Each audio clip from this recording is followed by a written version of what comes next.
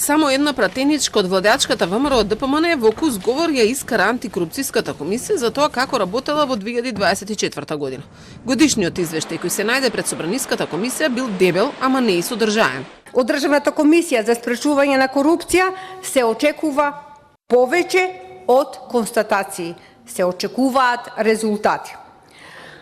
Затоа борбата против корупција не се добива со дебели извештаи, туку со тенка линија меѓу анализата и дејствувањето.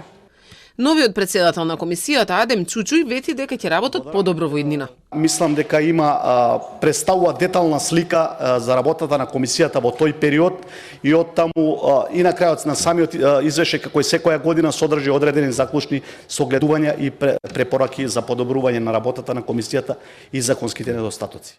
Истата антикорупцијска комисија вчера отвори 2 предмети за можен судир на интереси и криење имот за нивната членка Цвета Ристовска. И јавноста дозна дека таа ниту ги пријавила фирмите на своите синови, а ниту пак пријавила дека една од фирмите земала пари во политички кампањи.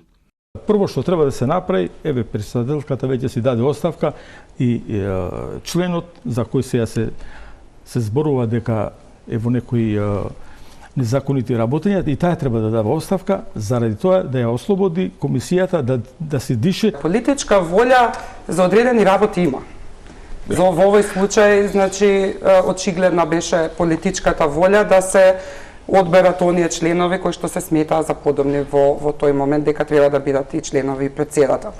Ристовска е позната од подобна на јавноста како член на комисијата која го амнестираше директорот на АНБ Бојан Христовски за неговата сомнителна диплома од универзитет на кој таа беше предавач. Овој состав на ДКСК пак беше во фокусот на јавноста и кога поранешната председателка Татјана Димитровска си даде оставка, бидејќи е осомнечена за фалсификат и оддавање службена тајна. Немаме, значи ние, еве, за ДПИ се обративме.